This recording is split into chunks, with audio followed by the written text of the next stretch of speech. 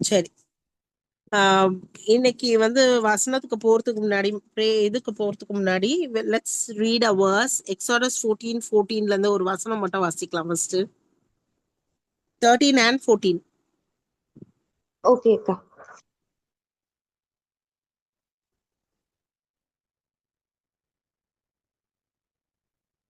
யாத்திராகமம் எந்த அதிகாரம்க்கா?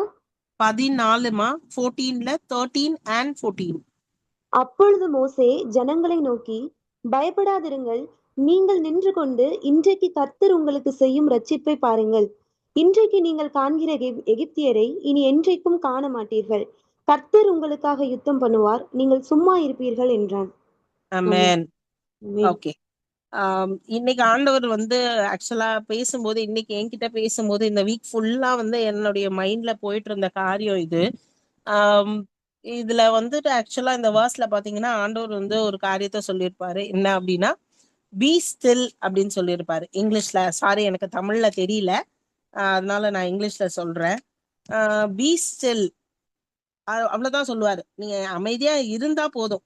ஏன் அப்படின்னா யுத்தம் கர்த்தரோடையது.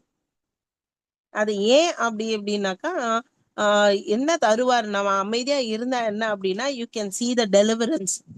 என்ன டெலிவரன்ஸ்னா, ஆண்டவர் எனக்கு கொடுக்குற காரியத்தை, ஆண்டவர் எனக்கு வச்சிருக்க ஆசீர்வாதத்தை, ஆண்டவர் எனக்கு வச்சிருக்கிற பிளஸ்ஸிங்ஸ், அவருடைய ஹீலிங்ஸா இருக்கட்டும், அவருடைய என்ன சொல்றது, அடுத்த கட்டமான ஒரு ஆசீர்வாதங்களை நான் பெற்றுக்கொள்ளணும் அப்படின்னா நான் என்ன பண்ணணும் அப்படின்னா, முதல்ல அமைதலா இருக்கணும். ஐ should allow God in my life. நான் அமைதியா இருந்தா ஆண்டவர் என்னுடைய வாழ்க்கையில அவர் செய்ய வேண்டிய காரியங்கள், அவர் பண்ண வேண்டிய விஷயங்களை அவர் செய்வார். சோ இதுல வந்து என்ன அப்படின்னாக்கா, இந்த வசனம் எதுக்கு இவ்வளவு காரியங்களை நான் பேசுறேன் அப்படின்னா, நிறைய ஒரு கன்ஃபியூஷன்ஸ் இருந்தது இந்த வீக் ஃபுல்லா. பாத்தீங்க அப்படின்னாக்கா, நம்மளுடைய டே டு டே லைஃப்ல நிறைய குழப்பங்கள் இருக்கும், நிறைய கன்ஃபியூஷன்ஸ் இருக்கும். வேலைக்கு போறவங்களுக்கு நிறைய ஸ்ட்ரெஸ் இருக்கும். நான் இந்த வேலையை நான் எப்படி செய்வேன், இது எனக்கு இப்படி இருக்கே, எனக்கு இவ்வளோ காம்படிட்டிவான ஒரு விஷயங்கள் இருக்கு, அங்க போனாலும் எனக்கு நிறைய ஆர்கியூமெண்ட்ஸ் வருது. அதே சமயம் இங்க போனாக்கா இதை என்னால கரெக்டான ஒரு சைட்ல என்னால செய்ய முடியலையே, என்னுடைய பாட்டை நான் செய்யாம அடுத்தவங்க எனக்காக அந்த வேலையை செய்யறாங்களே, அப்படிங்கிற மாதிரி நிறைய வந்து என்ன சொல்றது, ஒரு குழப்பங்க இருக்கும், ஒரு கன்ஃபியூஷன்ஸ் கூட இல்லாம அதுல நான் என்ன டிசிஷன் எடுக்கணும்ன்ற ஒரு கிளாரிட்டி எனக்கு கிடையாது. அந்த இடத்துல நான் என்ன செய்யணும்ன்ற ஒரு ஒரு ஜட்ஜ்மெண்ட் எனக்கு இல்லாம இருக்கும். சோ அந்த மாதிரியான ஒரு சூழ்நிலையில இருக்கும் போதெல்லாம் ஆண்டவர் சொல்ற விஷயம் நமக்கு இதுதான். பி ஸ்டில், கொஞ்சம் வெயிட் பண்ணு, கொஞ்சம் அமைதலா இரு. என்ன பண்ணணும், நீ அமைதலா இருந்தீனா நீ அடுத்து என்ன பண்ணணும்ன்ற ஆலோசனையை நான் உனக்கு தருவேன். நீ அமைதலா இருந்தனா அடுத்து என்ன நீ பேசணும்ன்றத நான் உனக்கு சொல்லி தருவேன். நீ அமைதலா இருந்தீனா இதுல அடுத்த ஸ்டெப் நீ எங்க போகணும் அப்படின்றத நான் உனக்கு என்ன பண்ணுவேன், கன்வே பண்ணுவேன் அப்படிங்கிற மாதிரியான ஒரு காரியம். சோ இந்த வசனம் வாசிக்கும் போது நான் யோசிச்ச ஒரு விஷயம் என்ன அப்படின்னாக்கா, ஆஹ் இத யார குறிச்சு ஆண்டவரே அப்படின்னா, ஹோல் பைபிள்லயுமே நமக்கு நிறைய கேட்டகரிஸ் இருக்கு, நிறைய எக்ஸாம்பிள்ஸ் ஆண்டவர் கொடுத்திருக்காரு. ஆனா இதுல நான் எனக்கு யோசிச்ச உடனே ஃபர்ஸ்ட் யார தோணுச்சு அப்படின்னாக்கா, நான் என்ன பண்ணணும், அமைதலா இருக்கணும், விசுவாசிக்கணும். ஆனா அதை யாரு செய்வா ஆண்டவரே, நான் எப்படி செய்ய முடியும், இது எவ்வளவு பெரிய பிரச்சனை தெரியுமா எனக்கு அப்படின்ற ஒரு கேள்வி எனக்குள்ள வரும்போது, அப்போ ஆண்டவர் சொன்ன விஷயம், ஆபிரகாமை யோசிச்சியா நீ? அப்போ எப்படி இருந்தான் ஆபிரகாம்? அவனை தெரிந்து கொள்ளப்பட்டான், அவனை நான் கூப்பிட்டேன், இந்த தேசத்தை விட்டுட்டு நீ வா அப்படின்னு சொன்னேன். அவன் கிளம்பி வந்தான். அவனுக்கு என்ன தேவையோ, ஆபிரகாமுக்கு என்ன வேணும், ஆபிரகாமுடைய லைஃப்ல அவனுக்கு என்ன வேணும்னு அவன் எக்ஸ்பெக்ட் பண்றான் அப்படின்றது அவருக்கு, ஆண்டவருக்கு ஏற்கனவே தெரியும். சோ அவர் அந்த இடத்துல ஆபிரகாம நீ வா என்னை பின்பற்றி வான்னு சொல்லும் போது, ஆபிரகாம் வரும்போதே ஆண்டவருக்கு தெரியும் தனக்கு ஒரு பிள்ளை வேணும், தனக்கு ஒரு குமாரன் வேணும் அப்படின்றது ஆல்ரெடி அவருக்கு தெரிஞ்ச விஷயம். ஆனா நமக்கு தான் அப்படி நினைக்கிறோம், அவருக்கு ப்ராமிஸ் கொடுக்கும் போதுதான் ஆபிரகாமுடைய எக்ஸ்பெக்டேஷன் ஆண்டவருக்கு தெரிஞ்சதுன்னு கிடையாது. அவருக்கு அவருடைய முன்னாடியில இருந்தே ஆபிரகாமுக்கு வச்சிருந்த plan already he had pre planned. So ஆபிரகாம தெரிந்து கொண்டு அந்த இடத்துக்கு வரும்போது ஒரு பர்டிகுலர் டேஸுக்கு எல்லாம் முடிஞ்சிருது. அவரான ப்ராமிஸ் எல்லாம் அவர் பெற்றுக்கொள்றாரு. எல்லா காரியமும் நேர்த்தியா நடக்குது. அது எல்லாம் வரும்போது ஒரு ஒரு பெரிய என்ன சொல்றது, ஒரு ஆப்ஸ்டக்கல் மாதிரி, எதிர்பார்க்காத ஒரு விஷயம் நம்ம லைஃப்ல நடக்குதுன்ற மாதிரி ஆபிரகாமுக்கு ஒரு அன்எக்ஸ்பெக்டட் ஒரு விஷயம் நடக்குது. என்ன அப்படின்னா, திடீர்னு ஆண்டவர் சொல்றாரு, பா நீ என்ன பண்ணு, இவனை வந்து நீ சாக்ரிஃபைஸ் பண்ண, உன்னுடைய பிலாவட நீ என்ன பண்ணு, உன்னுடைய லவ்டு சன்ன நீ என்ன பண்ணு, எனக்காக நீ சாக்ரிஃபைஸ் பண்ணு, ஐசக்க நீ என்ன பண்ணு, சாக்ரிஃபைஸ் பண்ணு அப்படிங்கிறார். அப்ப பண்ணும்போது அது அவனுடைய அன்எக்ஸ்பெக்டட் ஒரு ஒரு சாய்ஸ். ஏன்னா கொடுத்ததே ஆண்டவர் தான். நம்ம யோசிப்போம், என்னப்பா இந்த வேலை எனக்கு நீங்க தான் கொடுத்தீங்க, இந்த ஃபேமிலி எனக்கு நீங்க தான் கொடுத்தீங்க, இந்த ஃப்ரெண்ட்ஸ் எனக்கு நீங்க தான் கொடுத்தீங்க, இந்த சர்க்கம்ஸ்டன்ஸ் எனக்கு நீங்க தான் அலோவ் பண்ணீங்கன்னு நம்ம நிறைய கொஸ்டின்ஸ் கேட்போம் ஆண்டவர்கிட்ட. ஆனா ஏதோ ஒரு பர்பஸ் இருக்குங்க. அதனாலதான் அவர் என்ன பண்றாரு அப்படின்னாக்கா, அந்த இடத்துல அவருடைய எக்ஸ்பெக்டேஷனை தெரிஞ்சுக்கணும் அப்படின்றதுனால ஆண்டவர் அந்த காரியத்தை அலோவ் பண்றாரு. அந்த சர்க்கம்ஸ்டன்ஸ்ல நம்ம யோசிக்கிற மாதிரி தான் யோசிச்சிருப்பாரு ஆபிரகாமும். என்னப்பா நீங்க கொடுத்த மகன் தானே, நீங்க கொடுத்த ப்ராமிஸ் தானே, நீங்க தான் சொன்னீங்க இவன் தான் வந்து அடுத்து உன்னுடைய எல்லா ஆசீர்வாதத்தையும் நான் எனக்கு தருவேன்னு சொன்னீங்க, நீங்க எனக்கு எவ்வளோ நாள் கழிச்சு இந்த ப்ராமிஸ் எனக்கு ஃபுல்ஃபில் பண்ணீங்க. எத்தனையோ கொஸ்டின்ஸ் அவனுக்குள்ள போயிருக்கும். இந்த காரியத்தை சாக்ரிஃபைஸ் பண்ணுன்ற விஷயத்த மனைவி கிட்டயும் அவரால் சொல்ல முடியல, சாரா கிட்டயும் சொல்ல முடியல. சொன்னா அவ எப்படி எடுத்துப்பா, அலோவ் பண்ணுவாளா, நிறைய குழப்பங்கள், நிறைய கொஸ்டின்ஸ். சில கேள்விகளுக்கு நமக்கு ஆன்சர் தெரிஞ்சோம் அந்த இடத்துல நம்ம வந்து அந்த ஒரு அன்ஸ்டேபிள் ஃபேத்ல இருப்போம். உண்மையிலேயே இப்படி இருக்குமோ அப்படிங்கிற மாதிரியான ஒரு ஒரு சுச்சுவேஷன்ல ஆபிரகாம் கோத்ரூ பண்ணியிருப்பார். ஆனா அந்த இடத்துலயும் அவ்வளோ காரியங்கள் இருக்கும்போது, சரிப்பா நீங்க சொல்றீங்க, நான் உங்களை விசுவாசிக்கிறேன், நான் என்ன பண்றேன், நீங்க என்ன நடத்துங்கன்னு அந்த சுச்சுவேஷனை அழகா ஆண்டவர்கிட்ட கொடுத்துட்டு என்ன பண்றாரு, அவரு கூட்டிட்டு போறாரு. அந்த பயத்தோட தான் கூட்டிட்டு போறாரு, ஒரு நடுக்கத்தோட தான் கூட்டிட்டு போறாரு, அவருக்குள்ள ஒரு குழப்பத்தோட தான் போறாரு. எங்க அந்த மலை அடிவாரத்துல போற வரைக்கும் ஒரு குழப்பம் அவருக்குள்ள இருக்கும். ஆனா எக்ஸ்பிரஸ் பண்ண முடியாது. ஏன்னா வெளி ஆளுகிட்ட நம்ம நிறைய டைம்ல வெளியாள்ல நம்மள பார்த்து ஐடென்டிஃபை பண்ணிடுவாரோ, நம்ம வீட்டுல இருக்கிற பிரச்சனையை புரிஞ்சுப்பாங்களோ, நம்ம இந்த மாதிரி தான் வீக்கா இருக்கோம்னு தெரிஞ்சுப்பாங்களோ அப்படின்னு நம்ம மறைக்க என்ன பண்ணுவோம், நிறைய காரியங்கள்ல ட்ரை பண்ணும். அவரும் அந்த மாதிரி தான். அவருக்குள்ள இருக்கிற குழப்பங்கள் என்ன இருந்தாலும் அந்த குழப்பங்களை தாண்டி ஆண்டவர் மேல இருந்த அந்த நம்பிக்கையில அவர் அவரோட வேலைக்காரனா இருக்கட்டும், அந்த கூட இருக்கிற அவனோட பையனை கூட்டிட்டு வரும்போது கூட அவருக்குள்ள இருக்கிற அத்தனை போராட்டங்களும் குழப்பங்களையும் அவருக்கு தெளிவா தெரியாத அளவுக்கு அவர் ஆண்டவர் மேல இருந்த விசுவாசத்துல நடந்து போயிடுறாரு. சாக்ரிஃபைஸ்க்கு போற வரைக்கும் போனதுக்கு அப்புறம் கூட ஹீல் கம் டு நோ. ஆமா, அவர் அந்த மலை அடிவாரத்துக்கு போனதுக்கு அப்புறம் ஐசக் கேட்கும் போது அந்த கொஸ்டினுக்கு அவர் ஆன்சர் பண்றாரு, அவர் பார்த்துப்பாரு. அப்போ அவருடைய ட்ரஸ்ட் அப்பதான் அவர் ஓபன் அப் பண்ணி சொல்றாரு. அந்த பேட்டில் அவருக்குள்ள ஆண்டவரை நம்புறதா நம்மளோட சுச்சுவேஷன் பெருசா, நம்மளுக்கு அவர் கொடுத்த ப்ராமிஸ் அவர் காப்பாத்துவாரா இல்ல வேற ஏதாவது பண்ணுவாரா, இதுக்கு ஆல்டர்னேட் சாய்ஸ் இருக்கான்னு இந்த மாதிரி குழப்பங்களோடவே போன அவரு அந்த இடத்துல போகும்போது he gets comes to a conclusionங்க. he becomes still. அவன் ஐசக் கேட்கும் போது he becomes still. கொஞ்சம் நிதானிச்சு என்ன சொல்றாரு, ஆண்டவர் பார்த்துப்பாரு. அப்போ when he goes and sacrifices அந்த மொமெண்ட்ல he again waits. he knows God has some purpose, God has some plan. ஏதோ ஒரு நோக்கம் வச்சிருக்காரு, ஏதோ ஒரு பிளான் வச்சிருக்காரு. அதனால he waits. அங்க போகும்போது sacrifice பண்ணும்போது ஆண்டவர் சொல்றாரு, இரு, he prepares a feast over there, he prepares a sacrifice over there. So ஆண்டவர் நமக்காக வெயிட் பண்றாருங்க.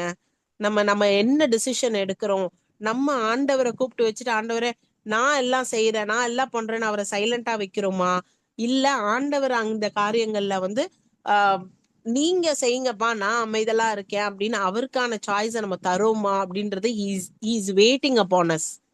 அதே மாதிரிதான் அடுத்து என்ன பண்ணணும் நம்மளோட சுச்சுவேஷன்ஸ்லன்னா, எப்பயுமே நான் சொன்ன மாதிரிதான், நமக்கு எல்லா இடத்துலயும் குழப்பம் இருக்கும், கன்ஃபியூஷன்ஸ் இருக்கும். ஒரு நாள் ஹாப்பியா போகும், ஒரு நாள் ரொம்ப ஆன்சியஸா போகும் மொமெண்ட், ஒரு நாள் ரொம்ப வந்து என்னடா இது லைஃப் அப்படிங்கிற மாதிரி போகும். நம்மளோட வேலை ஸ்தலங்கள்ல, வீட்டுங்கள்ல, வெளிய அந்த காரியங்கள் எல்லாமே ஒரே மாதிரி நம்மளோட எமோஷன்ஸ் இருக்காது. ஆனா அந்த மாதிரி ஆன ஒரு டைம்ல, நம்மளோட எமோஷன்ஸ் டைம்ல, நம்மளுடைய வீக்னஸ்ல நம்ம எப்படி ரியாக்ட் பண்ணோம் அப்படின்னா, கீழ்ப்படிதலோட ரியாக்ட் பண்ணோம். யாருக்கு கீழ்ப்படியணுங்க, நம்மளுடைய எமோஷனுக்கா, நம்மளுடைய ஸ்ட்ரெஸ்ஸுக்கா, நம்மளுடைய கவலைக்கா, நம்மளுடைய என்ன சொல்றது, பிரச்சனை இவ்வளவு பெருசா இருக்கே, நம்மளோட அப்டக்கல் இவ்வளவு பெருசா இருக்கே, நான் அந்த காரியத்தை குறிச்சா கிடையாதுங்க ஆண்டவரோட வார்த்தைக்கு. சோ அவரோட வார்த்தைக்கு நம்ம கீழ்ப்படியும் போது, அமைதலா வெயிட் பண்ணும்போது, நீங்க சொல்லிட்டீங்கப்பா, நான் கீழ்ப்படிறேன், நீங்க பாத்துக்கோங்க. அந்த எகிப்துல இருந்து அந்த இடத்துல இருந்து அவங்க வரும்போது, அந்த பேட்டிலுக்காக அவங்க ஆண்டவர் சொன்னதுக்கு அப்புறம் அவங்க வெயிட் பண்ணாங்க. தேவர் வெயிட்டிங் ஃபார் த மொமெண்ட். அந்த ரெட் சி ஓப்பன் ஆகிறதுக்கு தேவர் வெயிட்டிங் ஃபார் த மொமெண்ட். அந்த மாதிரி ஓகே, இவ்வளோ சர்க்கம்ஸ்டன்ஸ் இருக்கா, நம்மள ப்ரொவோக் பண்ற மாதிரி ஒரு இன்சிடென்ட் அப்போதான் நடக்கும், நம்மள இரிட்டேட் பண்ற மாதிரி அப்போதான் நடக்கும். நம்ம சைலண்டா இல்லப்பா இன்னைக்கு நான் எந்த காரியத்திலயும் பேசக்கூடாது அப்படின்னு யோசிக்கிறோம் அப்படின்னா, அன்னைக்குதான் நம்ம சண்டை போடுற அளவுக்கு, ஆர்கியூ பண்ற அளவுக்கு, நம்ம என்ன சொல்றது, நம்மளுடைய எக்ஸ்ட்ரீம் லெவல் ஆஃப் ரியாக்ஷன் அன்னைக்கு கொடுக்குற மாதிரியான ஒரு சூழ்நிலை நடக்கும். It is a testing for us. அப்போ நம்ம பொறுமையா வெயிட் பண்ணணும். அப்ப அந்த மாதிரியான ஒரு காரியம் என்ன வருது, நம்ம எந்த எக்ஸ்ட்ரீமுக்கு நம்ம ஆண்டவரை நம்புறோமா, இல்ல நம்மளுடைய சுய பலத்துல நம்ம சார்ந்து நம்ம என்ன செய்ய போறோம், நான் என்ன செய்யறேன் பாரு, என்ன எவ்வளவு இரிட்டேட் பண்ண தெரியுமா அப்படின்னு நான் ரியாக்ட் பண்ண போறேன்னா, இல்ல ஆண்டவரே நீ பொறுமையா இருன்னு சொன்னதுனால நான் அந்த இடத்துல பொறுமையா இருக்க போறேன்னா. அப்பா சில இடத்துல சொல்லுவாரு, இந்த இடத்துல அமைதலா இரு அப்படின்பாரு. அப்போ நம்ம அங்க அமைதலா இருக்கோமா, நம்மளோட எக்ஸ்ட்ரீம் லெவல டெஸ்ட் பண்றதுக்குன்னே இந்த காரியங்கள் நடக்கும்போது நம்ம எப்படி ரியாக்ட் பண்றோம். சோ யோபு எப்படிங்க ரியாக்ட் பண்ணாரு, அவர் நல்லா இருந்தாரு, ஹாப்பியா இருந்தாரு, அவருக்கு இல்லாதது ஒரு குறைவும் கிடையாது. ஆனா ஒவ்வொரு நியூஸா அவருக்கு வருது, ஐயோ உன்னுடைய ஃபுல் ப்ராப்பர்ட்டி போயிடுச்சு, உங்களோட வெல்த் லாஸ் ஆயிடுச்சு, உங்க பசங்க இறந்துட்டாங்க. ஒவ்வொரு இன்சிடென்ட்டா, ஒவ்வொரு பேட் நியூஸா, ஒவ்வொரு விஷயமும் ப்ரொவோக் பண்ற மாதிரி வந்துகிட்டே இருக்கு. அப்போ ஒவ்வொரு ப்ரொவோக்கிங்கான ஒரு சர்க்கம்ஸ்டன்ஸ் வரும்போது யோபு என்ன பண்றாரு, கொஞ்சம் வெயிட் பண்றாரு, கொஞ்சம் வெயிட் பண்றாரு. ஐயோ இப்படி ஆச்சா, இப்படி ஆச்சா அப்படின்னு ஒரு ஒரு எக்ஸ்ட்ரீம் லெவலுக்கு போயிட்டு அவங்க மனைவி சொல்றாங்க, இதுக்கும் மேல நீ ஆண்டவரை நம்புறியா, இதுக்கும் மேல நீ ஆண்டவரை யோசிக்க போறியா, அவர் எல்லாம் செய்வாருன்னு நீ நம்புறியா, இன்னுமா நீ அவரு உனக்காக நிப்பாருன்னு யோசிக்கிற. நமக்கான சர்க்கம்ஸ்டன்ஸ் அப்படி வருங்க. நம்ம ஒரு இடத்துல வெயிட் பண்ணிருப்போம், ஒரு லைஃப்ல ஆண்டவர் நமக்காக இதை எதையாவது செஞ்சிருவாரு அப்படின்னு எக்ஸ்பெக்ட் பண்ணிட்டு இருப்போம். ஆனா அது காடோடைய மொமெண்டா இருக்காது, அது நமக்கான வேலையா இருக்காது, அது ஆண்டவருடைய டைமா இருக்காது. ஆனா நம்மளுடைய சுத்தி இருக்க விஷயங்கள் என்ன ஆகும் அப்படின்னா, இன்னுமா நீ நம்புற உன் கடவுள் செய்வாருன்னு, இன்னுமா நீ நம்புற உனக்கு இந்த விஷயம் நடக்கும்னு, இன்னுமா நீ நம்புற உனக்கு அது ஒர்த் இருக்கேன், you are worth for it அப்படின்னு நம்மள உலகம் பார்த்து நம்மள பார்த்து கேள்வி கேட்குங்க, நம்மள கொஸ்டின் பண்ணும். நம்மளுடைய ஃபேத் உண்மைதானா, நம்மளுடைய ஒபீடியன்ஸ் அங்க உண்மைதானா, நம்ம இந்த காரியங்கள் நமக்கு வேணுமா லைஃப்ல, இந்த காரியத்துக்கு நான் கீழ்ப்படிஞ்சுதான் ஆகணுமா, நான் கீழ்ப்படிறதுனால எனக்கு இது இன்னும் இன்னும் வேர்ஸ்ட் சினாரியோவா போதே, இன்னும் ரொம்ப கேவலமா போதே என்னோட சூழ்நிலை, இன்னும் மோசமா போதே என்னோட சூழ்நிலை, இன்னும் அதிகமான பிரச்சனைக்குள்ள நான் போறேனே அப்படின்னு நம்மள பார்த்து நம்மளோட சுச்சுவேஷன் கொஸ்டின் பண்ண சொல்லுங்க. ஆனாலும் அந்த மாதிரியான ஒரு சூழ்நிலையிலயோ யோபு என்ன பண்ணாரு, ஆண்டவர் எந்த இடத்துலயும் என்ன பண்ணல, நீ உன் ஆண்டவரை திட்டு, தூஷணம் பண்ணு, கர்ஸ் அப்படின்னு. ஆனாலும் அவர் என்ன பண்ணல, அவர் எந்த இடத்துலயுமே அவர் என்ன பண்ணல, தூஷிக்கல. அவர் சொன்னது ஒண்ணுதாங்க, he was holding on to his trust, he was holding on to his faith. என்ன மாதிரியான ஒரு ஃபேத் அப்படின்னா, என்ன ஆண்டவர் எனக்காக செஞ்சாலும், எந்த ஒரு சர்க்கம்ஸ்டன்ஸையும், எந்த ஒரு சுச்சுவேஷனையும் என் லைஃப்ல, எந்த ஒரு மொமெண்ட்டையும் என் லைஃப்ல ஆண்டவர் கொடுத்தாரு அப்படின்னா அதுக்கு ஒரு காரணம் இருக்குன்னு யோபு நம்புனாருங்க.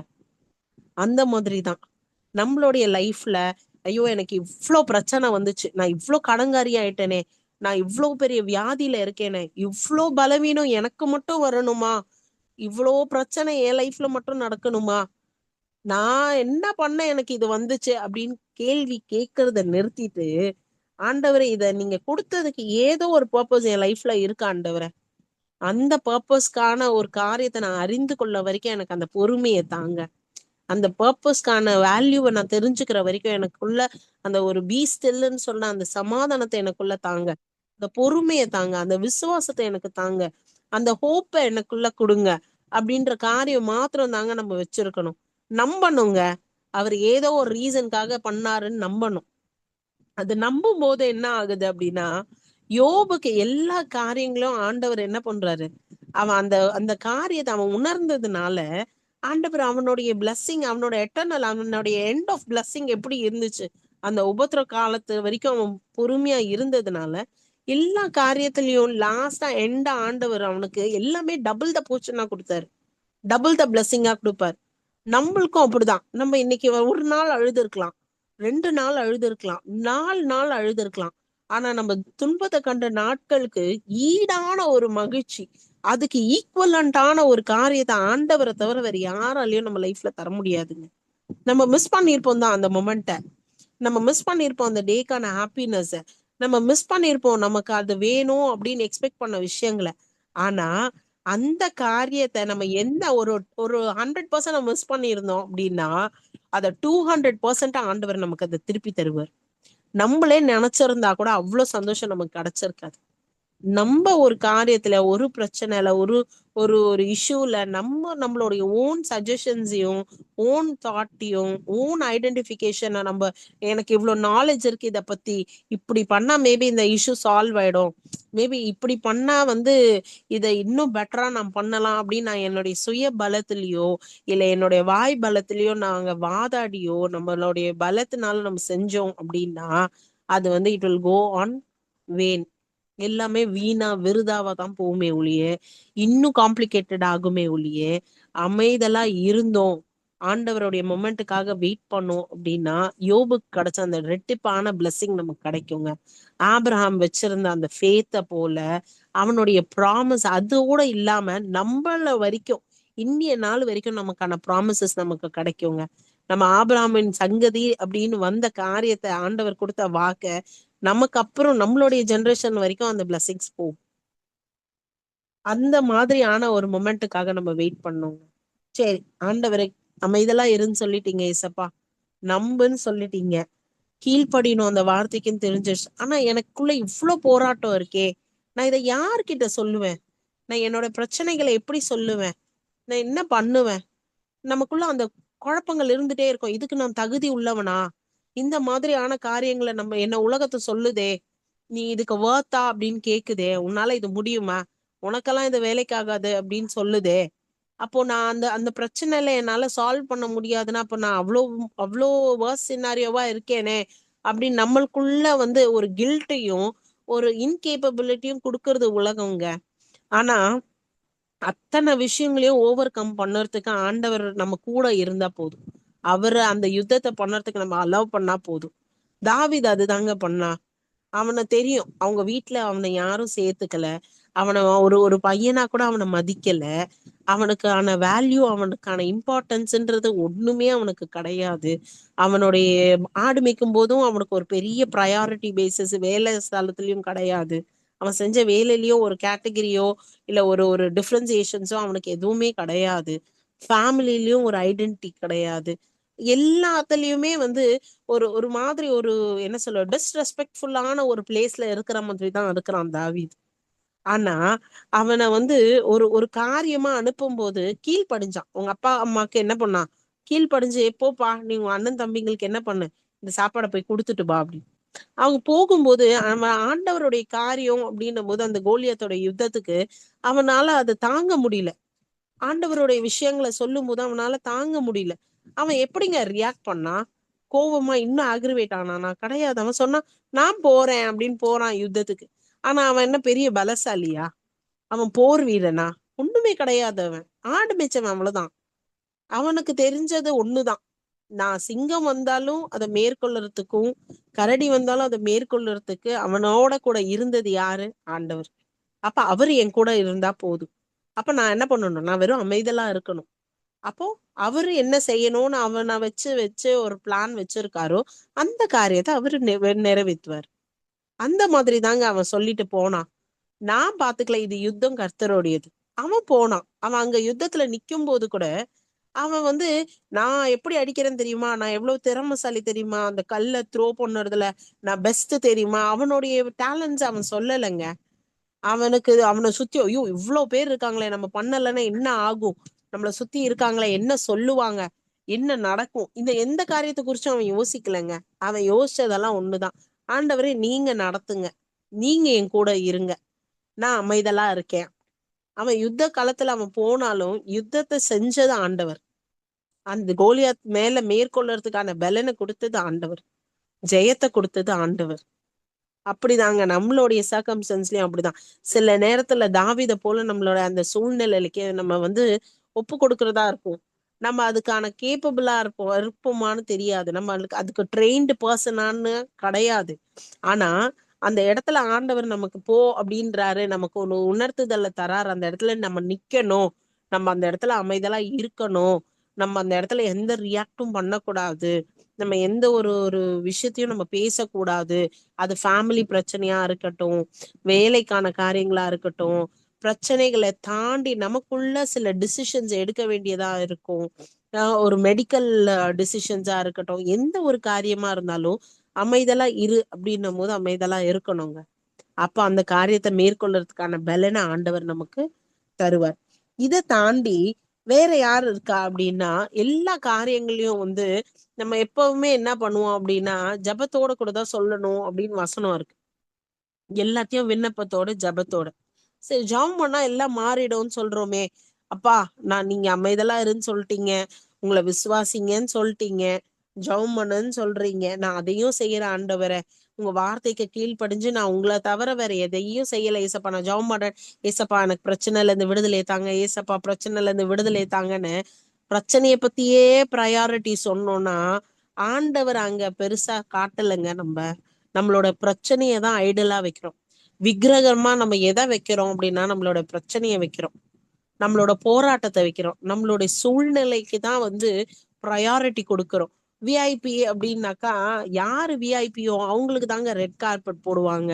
நம்மளோட பிரச்சனைக்கு ரெட் கார்பெட் போடுறோமே ஒழியா, ஆண்டவரே பாருங்க, ஆண்டவரே பாருங்க, நான் ஆண்டவரை நமக்கு பக்கத்துல சைட்ல ஓரமா நிக்க வச்சுட்டு நீங்க பாருங்க பாருங்க அப்படின்னா அவர் பிரச்சனையை பார்க்க முடியாது, அவர் நமக்காக எதுவும் செய்ய முடியாது. அவரை வச்சுட்டே இருந்தோம் அப்படின்னா, அவரை சைலண்டா வச்சுட்டு நம்ம காரியங்களை செய்யறோம் அப்படின்னா, நம்மளால எந்த காரியத்திலும் ஜெயம் கொள்ளவே முடியாது. ஏன்னா யுத்தம் செய்யறது அவர்தான், நம்ம ஆயத்தை தான் போடுறோம், ஜெயமோ கர்த்தரால் வரும். சோ அந்த மாதிரி இருக்கும்போது தானியல் அந்த மாதிரி தாங்க பண்ணாரு. அவருக்கு தெரியும் அந்த இடத்துல ஓகே, இந்த மாதிரி நம்ம என்ன பண்ணாலும் வந்து என்ன பண்றாங்க, நம்மளை சுத்தி வாட்ச் பண்ணிக்கிட்டே இருக்காங்க, நம்ம என்ன செய்யறோம்னு பாக்குறாங்க, எப்படியாவது பிரச்சனைல மாட்டணும்னு நினைக்கிறாங்க. இவன் எப்ப பார்த்தாலும் ஜெபம் பண்றான்ல, ஜெபம் பண்றேன்றான், ஆண்டவர் மேல விசுவாசம் இருக்குங்கிறான், ஆண்டவர் விடுவிப்பாருங்கிறான், எல்லாம் சொல்றானே, இவனை எதுலயாவது மாட்டி விடணும் அப்படின்னு நினைச்சு மாட்டி விடுற மாதிரி தான் நம்மளோட வேலை ஸ்தலங்கள்லயும் இந்த மாதிரி இருக்காங்க, ஃபேமிலிஸ்லயும் இருப்பாங்க. அப்போ அந்த மாதிரி ஒரு ஆட்கள் இருக்கும்போது நம்ம என்ன பண்ணணும், அவங்க பின்னாடியே நம்மள ப்ராப்ளம் சால்வ் பண்ணிட்டே நம்ம போனோம்னா நம்மளோட லைஃப்ல ஒரு சமாதானம் இருக்காது. ஆனா அதுக்கு பதிலா தானியல் என்ன பண்ணாரு அப்படின்னா, ஆண்டவர் எப்பயும் போல அவர் ஆண்டவரை துதிச்சார், எப்பயும் போல ஆண்டவரை நோக்கி பார்த்தார், எப்பயும் போல ஆண்டவரோட சமூகத்துல உட்கார்ந்தார், அவர் பாட்டுன்னு அவர் இருந்தார். அவர் அந்த ஸ்தானத்துல இருக்கும்போது அவருக்கு தெரிஞ்சிருக்கோங்க, சிங்க கெபிக்குள்ள போட போறாங்கன்றது அவருக்கு நல்லாவே தெரியும்.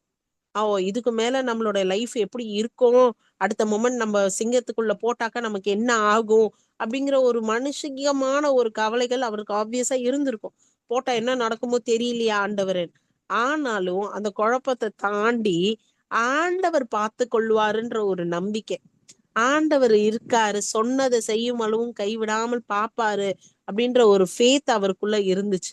எல்லாத்தையும் தாண்டி ஆண்டவர் அவ்வளோ பெரியவர், என் பிரச்சனையை விட அவர் பெரியவர், சிங்கத்தை விட அவர் பெரியவர், ராஜாவை விட அவர் பெரியவர், அவருடைய ரூல்ஸை விட அவர் பெரியவர் அப்படின்றத தானியலுக்கு தெரிஞ்சிருந்தது. அதனாலதான் அவர் ரிலாக்ஸா ஜாப் பண்ணாரு.